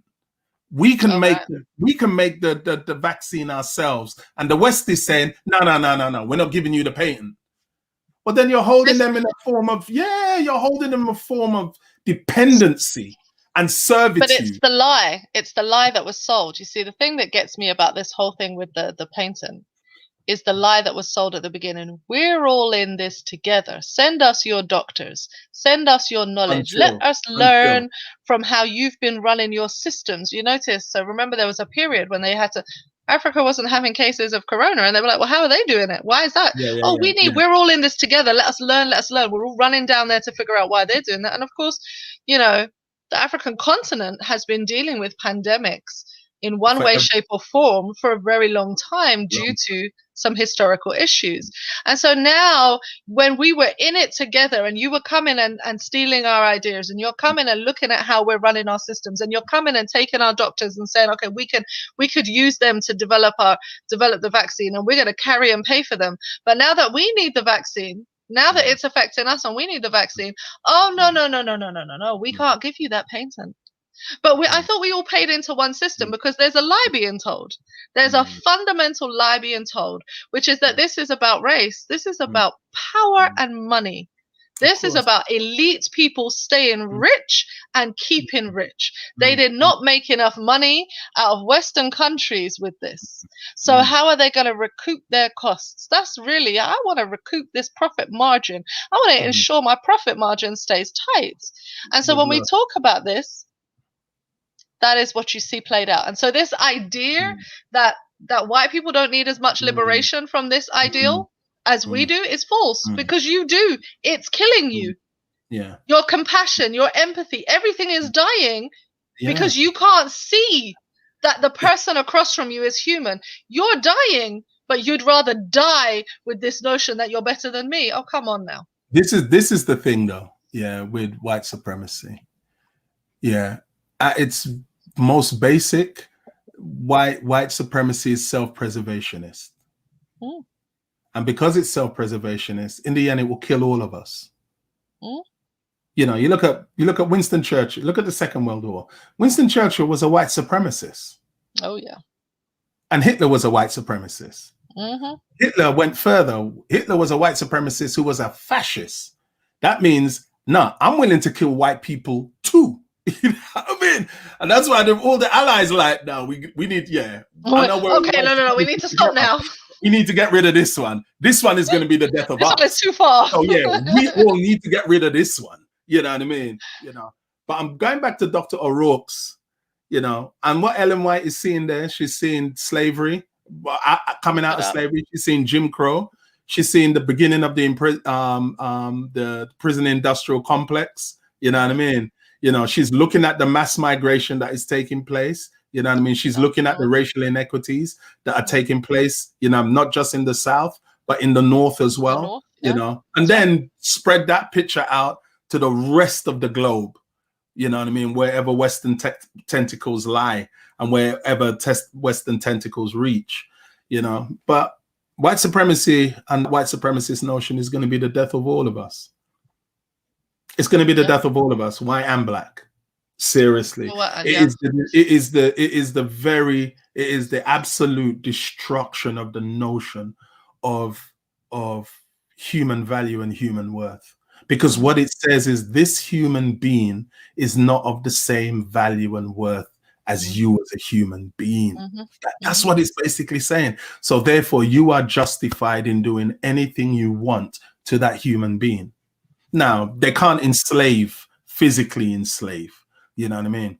But they can do things like it can affect it can affect your access to wealth. It can affect your access to employment. It can affect all of the things that enable you to live. It can affect the way your children are taught in school. It can affect the way in which you are viewed through your contribution to human understanding and your space in history. It can affect the way that is seen in history books and the textbooks. You know what I mean? People are looking at Bridgerton and just absolutely outraged. You know what I mean? That they've got a black woman playing the queen. I'm like, no, that black woman was actually a woman. Charlotte Sophia was actually somebody. Like, they're not making up a fantasy world. No. It's quite interesting though that people just don't know their history and they don't know. History book. Yeah, just like read any basic history. So white supremacy will affect all of those things, and it will be the death. It will be the death through ignorance, and then it will be the death physically of us all. You know. So I know Tabitha said that will be the We're wrapping up, and we're just going to say hi to Bobby because we all know enough Bobby. So hey, Bobby, how you doing? But I do have more questions. I know you're going to go. Listen, I have questions and questions.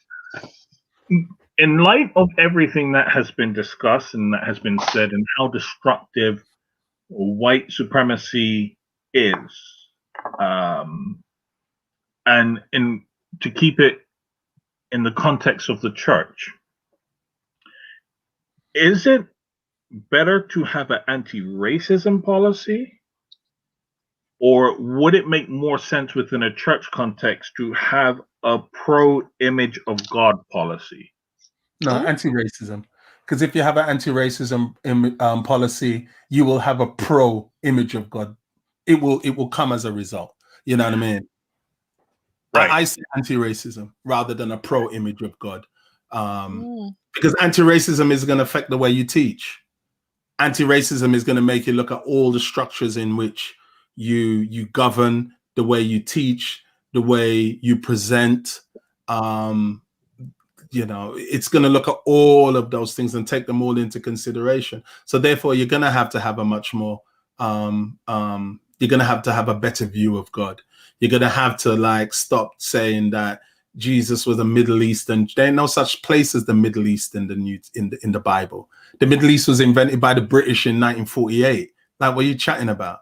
You know, you either have Asia or you have Africa. Those are your options. You're going to have to talk about Africa from the perspective of, and when you read the Old Testament, make people understand that they are looking at African history. You are looking at a story that's taking place within the cradle of African empire. You're gonna, if you have an anti-racist as opposed to a pro view of God, we can read a history book.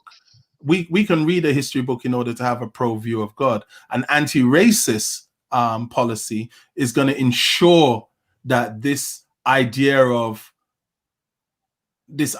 not so much of not only of God, but this idea of people of color is actually deconstructed and is actually taught and is actually deconstructed and rejected. And we teach history honestly. The Adventist Church would be the one church throughout our whole education system in the world that the culture comes to us and say, why don't you have Black History Month?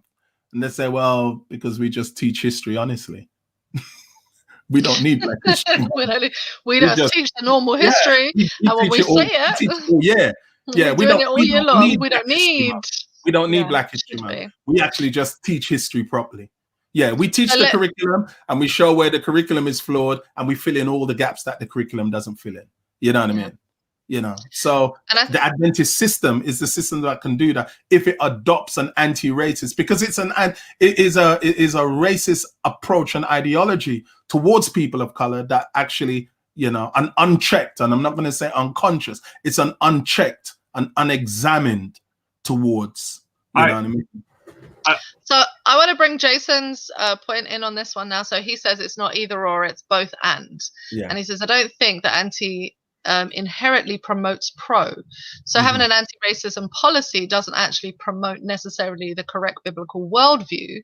But if we have both going together, and I think I would agree with Dr. O'Rourke on this, if you have both working together, the pro image of God, so starting from that biblical foundation of why are we actually anti-racist? Like, let's get that right. Let's start steep our anti-racism in the biblical narrative. Oh, you're talking about from that perspective. Sorry, well, I didn't understand the whatchamacallit. Yeah, no, actually, now that you put it like that. That's how I'm taking the question. Oh yeah, hell yeah. That's what I would say is it's now that you put it like that. Sorry, PC, I didn't understand the way in which you were framing it. Yeah. Sorry, So I think it's a both, and I think it has to be the reason that we as Christians do it isn't just because the world has anti-racism, but it's because we believe fundamentally at its core that you and I and everyone else who's been listening and all the people of this world are the divine image, and so therefore we have an anti-racism policy because from that perspective then But this is the thing. We will argue that we already teach that. We don't. No, we don't. We don't. No. I mean, who's arguing that? The reason I say this, and the reason why I ask the question of whether it of the anti-racism policy versus the pro-image of God policy, is that the pro-image of God policy deals with sexism as well, because there's no way we're going to be able. There's no way to deal with racism without addressing sexism. They're so closely intertwined that for me, we just need to take a sword to both of them, to all of these things at the same time. And I feel that promoting a pro-image of God policy undercuts racism, it undercuts sexism, it undercuts all the concepts of discrimination that you want to talk about. Because our anti-racist policy is you are the image bearer of God. Point. Full stop. Doesn't matter what your struggles are. Doesn't matter what your issues are. You know, and it deals with classism. It deals with how we treat homeless people, drug addicts, you name it. If we come at it from the perspective of you are the image bearer of God, if that is the notion that we truly promote and push, it undercuts and undermines any form of discrimination or prejudice that you wish to place on a human being. Yeah, beautiful. That's my perspective. I understand. No, I hadn't considered it from that perspective because I was just assuming that we always thought that we taught a pro image of God.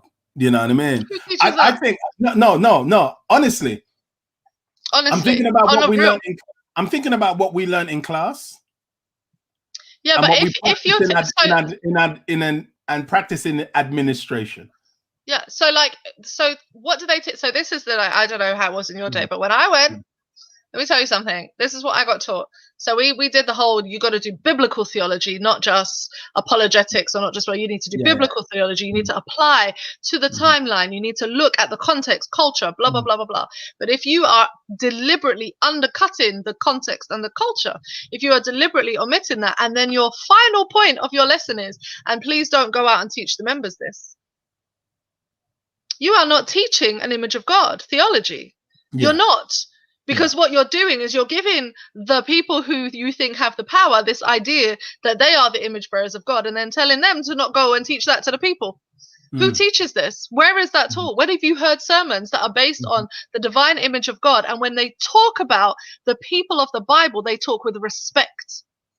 I hear this in very few places. So Bible Project is a place where you hear the guys who do the Bible Project, when you listen to their podcast, they revere the culture. They revere the integrity of the people, the intelligence of the people. They don't look back on it, because if you think about those classes with image of God, right? And you think about those lessons that you're given, let's look at the culture. And what do they do to the culture? They diminish the culture and say, yeah, but they don't have enough knowledge.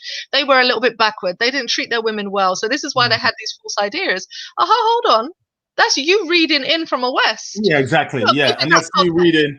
That's you reading the ancient text with 21st century sensibilities. You know what I mean? And not respecting, not having a fundamental respect for the system. And oftentimes those classes that we've had those classes, all three of us have had those classes, they're taught from a viewpoint of, we're going to tell you this, but don't tell nobody else. Number one. We're going to deconstruct your idea, but don't tell nobody else, because we don't want them to have problems in their theological understandings. We're going to tell you this, but we're also going to undercut what we're telling you, because what we're saying is we have to deconstruct your faith. Now, this is going to touch on another point, and we're going to have to go because it's too much. But this idea of deconstructing your faith that all of these institutions seem to have, this idea that you had to deconstruct your faith, whose idea is that? Whose challenge and whose problem is that? Because from a Black perspective, right, when I'm in the church, Jesus liberates. Jesus is freedom. Jesus gives me the image. Jesus, when I look at my Bible, I see all those stories. The only person who sees something different is white people. When you look at the Bible, you see slavery. You manage to find all of these systems of oppression. Look what we found in the Bible. The Bible needs to be liberated. We need to deconstruct our ideas. Hold on. So how come when you look at the Bible, you didn't see African nations doing well? How comes when you look at the Bible, you did not see people actually in their time and space having libraries, having education, having access to education, but they did, fighting for the equality? They don't see that, though. When they look at their Bible, they see, and I'm going to use they as in white people, will see. But we see people there in slavery. We see people treat women badly. Okay, so who needs your faith deconstructing? Not me. It's you. Because your faith is built and steeped in white supremacist ideals. So we don't teach image of God as a fundamental belief. It's not a fundamental. It's not a critical idea. It's not taught, because if we teach image of God in its true, we're going to have to actually respect the authors of the Bible. We're going to have to actually respect the cultures of the Bible. We're going to actually have to name them as African and Asian and not European. We're going to have to do that. Because we're going to have to go back and say, to be in the divine image of God and to come from that space, we're going to have to go back and look at that text with the integrity to say that is the pinnacle of the text, the divine image. Well, somebody originally looked in that text and saw all of that, but then taught somebody else not to see that, because there ain't no way that you can look in the text and not see that. You know what I mean? I think what we have is just a continued. No. Somebody looked in the text and saw that, but what they did was teach somebody else not to see that, and which goes to my point of just this continued space of, which speaks to my point of this continued space of just ignorance. It's just generation after generation after generation of just this continued space of ignorance. Sorry, TC is going to say. Well, no, I was just gonna really. You said that somebody's looked into it and has seen it, and I would ask, historically, have they? I mean, when you consider that how Christianity and the Bible was first taught was that, you know, and it comes back to the whole foolishness about ordination, and how the message was then put out, and you couldn't read for yourself. The ideas and notions of what lies in the Bible, people were told what it was. Yeah. You were told what it was meant. But So do many people actually look and read and study the Bible for themselves? I mean, we're talking about for centuries. Yeah. And even when you speak to people, let's take creation, for example. No, the fall of humanity. Right? How many people still say, well, Eve was eating the fruit and then she went and took it to Adam, who was somewhere else? Yeah. Despite the fact that the scripture blatantly says she gave it to the man who was with her. Yeah. How many people still hold that first idea? So the idea that people have seen these things, when the example I just gave is an example of the misogyny and the oppression of women, and how that is the idea that white supremacists and people that have been indoctrinated into white supremacy will see anything other than oppression. I struggle to find, but those who have been oppressed will easily see the freedom that comes from it. Yeah, of course, because and that's in order to have cognitive dissonance, you actually have to know what the truth is. You can't have cognitive dissonance in ignorance, because all you have is ignorance. You actually have to look over there and just say, damn, these people have history, they have story, they have place, they actually taught us. But then you turn over here and you're looking at the world that you want to create. You know what I mean? So then you have to go back to that same history and you have to apply cognitive dissonance, thick like peanut butter with nuts. You know what I mean? Just crunchy.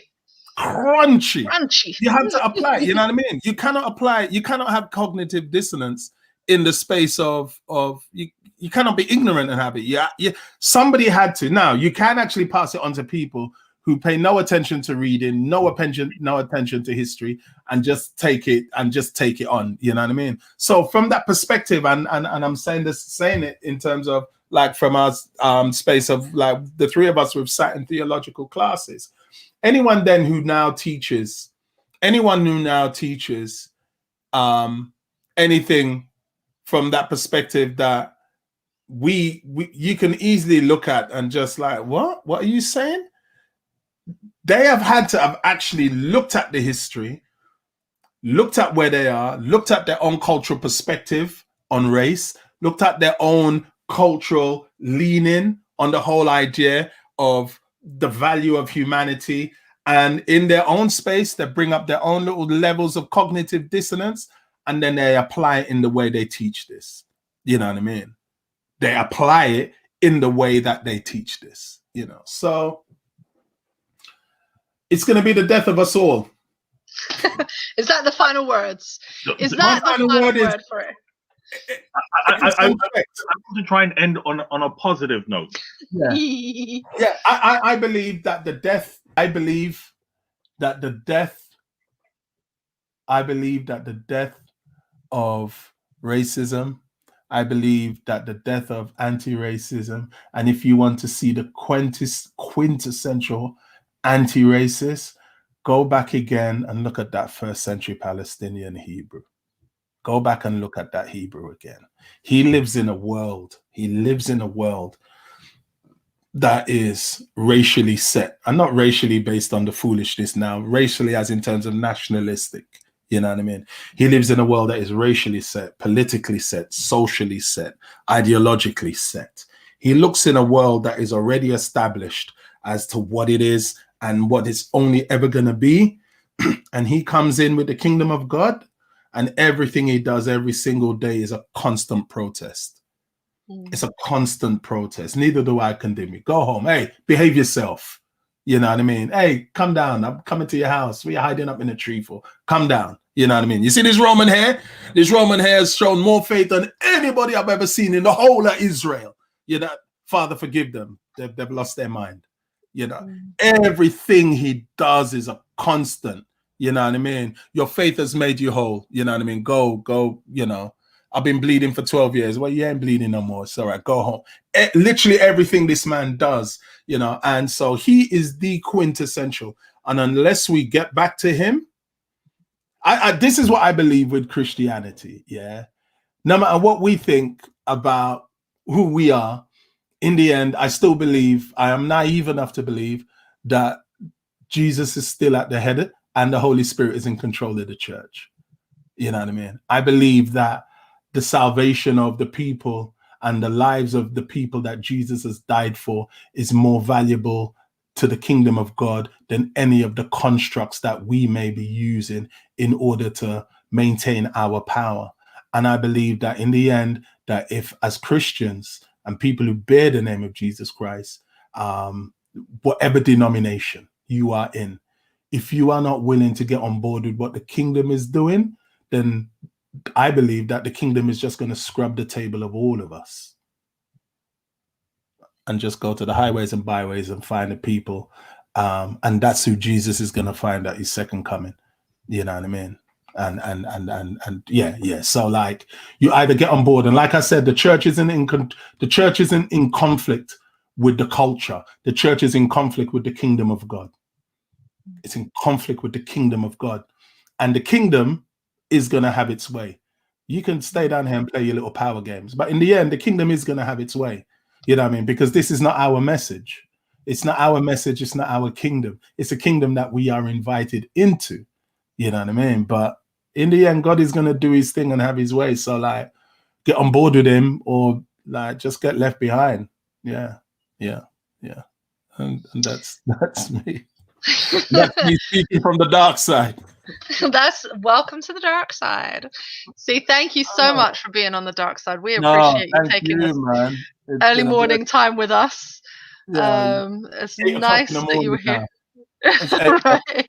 I'm going to drop my daughter to school. She's got an exam this morning. So, well, we pray that goes really well, and we send her all of our love and blessings from where we are. We thank you so much for your time with us and for all that you have shared. We will be back on the dark side after a short break for the Easter vacation. We're going to miss a week and have a little bit of time, some family time, and do some other stuff. But we're going to be back after that short break. So don't forget, you can see us, catch us on the dark side, 9 p.m. Central European time. Mr. Storm, have you a final word for us? Yeah, listen, there's a lot of things that came out of this conversation that I have too many words to have a final word on. I know, that's what I know. You know, but, you know, look, listen, Eddie's absolutely right. You know, look, you know, my view on it is, you know, the image of God, and Christ is that image of God. And when we understand that, and when we promote that as our view of humanity, we often say, you know, not I but Christ, or, you know, people pray and they say, you know, see Jesus, not me. Well, we need to bring that concept into our everyday life of how we see other people. See Jesus. Yeah, we've got all to. right, folks. We've got to, because I feel that we're afraid of Jesus. But that's another conversation. That we will do on another show. Well, folks, thank you so much for sticking with us. We appreciate all your comments. Please like, share, do the thing with your friends, subscribe, do the thing. We appreciate you. God bless you. Enjoy the rest of your evening, day, night, wherever you are in the world. And we'll see you safely in 2 weeks for the dark side. And you can catch Eddie on his page as well. You can like and subscribe for his stuff. We can put that in the comments section, and you can follow him and all of the shenanigans he gets up to with this lovely work of anti-racism, right? It's a big thing. Thank you. All right, folks. Good night. Later. Good morning. Great.